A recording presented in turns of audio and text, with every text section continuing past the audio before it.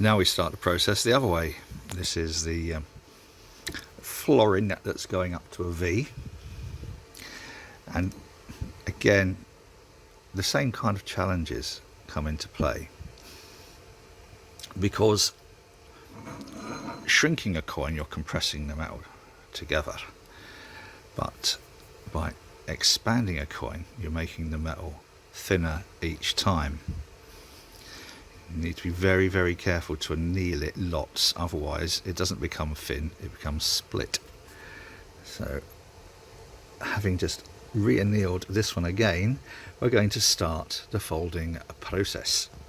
I'm not going to use the head camera because that was all over the place. I'm going to skip backwards and forwards during the process of making this.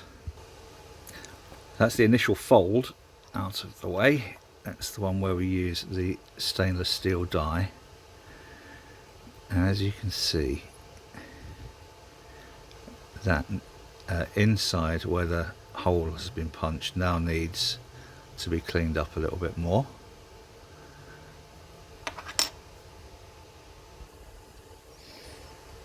Not too sure how well that's going to show up actually. It's to ensure that there's no imperfection on that where that hole was punched, because even the slightest scratch on there could lead to the entire ring splitting. So I don't know if you can see, I've just deburred that and polished it again. That's good. Right, we can now start, obviously needs annealing, now we can start the actual stretching on the Durston ring stretcher. Well, that's the first two folds completed. Now we need to take that 15 sizes up. Yeah, okay. No, it's actually it's good fun, but you have to be very, very careful, or not you, I have to be very, very careful, because each of those increments runs the risk of making the silver just that little bit too thin. Right, let's get going then. Obviously, I'm going to start with annealing. I've been annealing this between each size, and well, you know, I want this to be perfect, but this is where it really now does start to become a bit of a challenge, because we want to open. I haven't got anything to point with. Don't have a pencil here. Oh, never mind. I use this to show you. We need to open this part, and then we need to work at closing this part. But what we don't want to do as we open this out is like a rubber band. We don't want it to thin the band down. So if you stretch a piece of rubber, it gets thinner. So now the challenge is to just take that off. I just polished the non-reeded side again. Just make sure no little cracks or anything like that, because that would ruin the entire ring. But now we just have to, I just have to be exceptionally careful to pull this little bit out and push this little bit in to form an exact size V. Obviously the size, this is going to be slightly bigger because it's thinner, if that makes sense. So the V will be here. What I am going to try and do is perhaps remove a little bit of the inside of the reed, just so that we can get a nicer straight finish to it. But what a beautiful little ring this is turning out to be, and I'm actually impressed with these coins. I would certainly recommend these again, and I know it sounds weird, but I think it's because of the quality of the silver. Even though this is only 50%, the quality of the silver is such that I don't know, it's far better than the type of silver that I've been working with recently. Right, so going to carry on. First I'm going to have a coffee. I'll come back when I think we're almost ready to start squishing the outsidey bit in. Right, coffee. Some fair amount of time later, we are half a size off a V. Now I need to do the final bit of shaping. I might not even need to push it through a cone. I might just be able to do the final shaping on that die there. That is, and I've taken some of the reed side out a little bit to smooth it off. I might take the rest of that ridge out as well, I don't know. But an absolute joy to work with these coins. The only other coins I think which have been so nice to work with was the Morgan dollar, the solid silver American Morgan dollar. But I think these have just got far more. I mean, they're big, chunky, huge, big, chunky things. Man, these are lovely. Right, let's get finishing that forming and see where we go.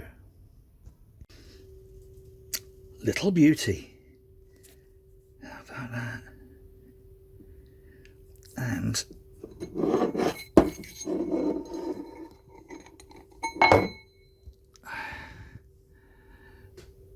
I think I'm happy with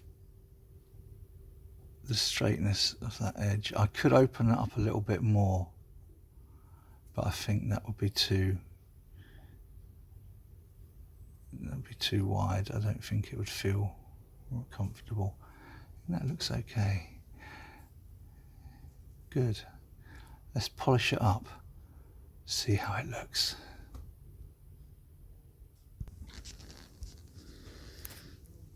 Now, I am very pleased with that, I have to say. So there we have our M and our V florins. Wow. Focus. That's better. Wow.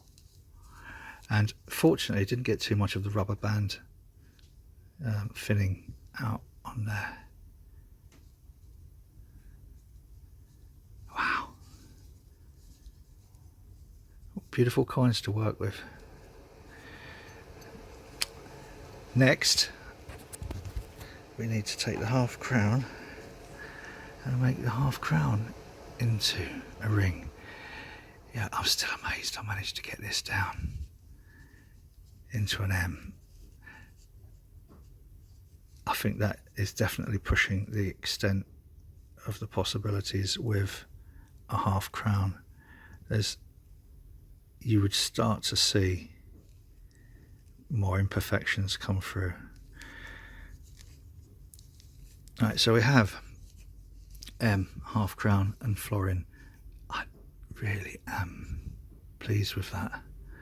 And then we have a V.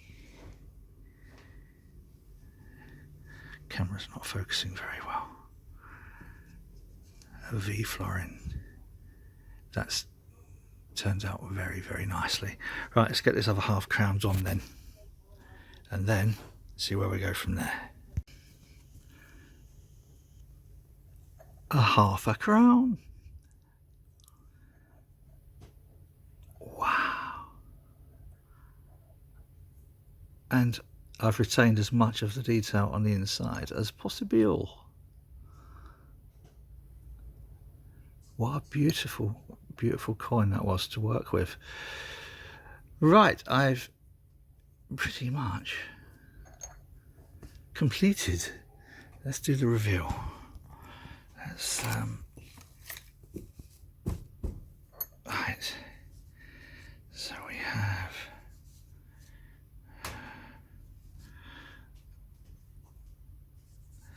all right, I did spend more time on the M florin because I know, you know, I'm a bit of an old softy, and the the thing is, a wedding, you know, it's the bride's day, and I wanted that to be about as absolutely perfect as possible. To get a half crown down to an M, that really was, that was wonderful challenge, and I thoroughly enjoyed that, although I did have my heart in my mouth for a little bit on that. The V florin, again, that has come out beautifully.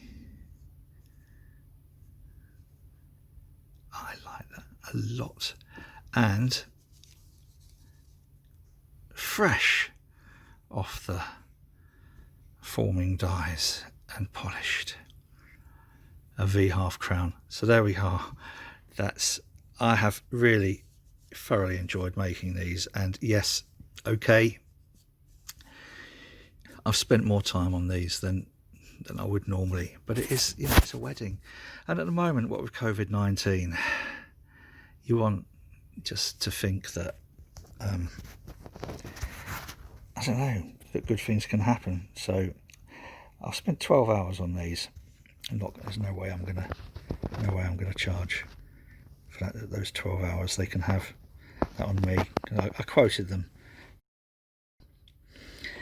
and I've enjoyed doing it.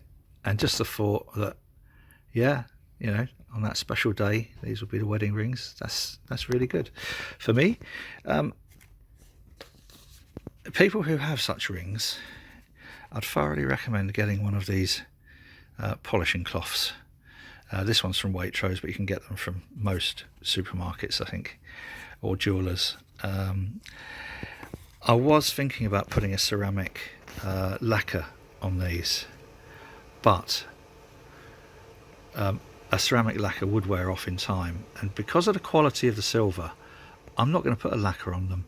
I'm just going to suggest that they get one of those cloths, because that will bring this up to a shine in no time. Yeah, right. Thoroughly enjoyed that. Another job done, and hopefully another happy couple for many long years of happiness.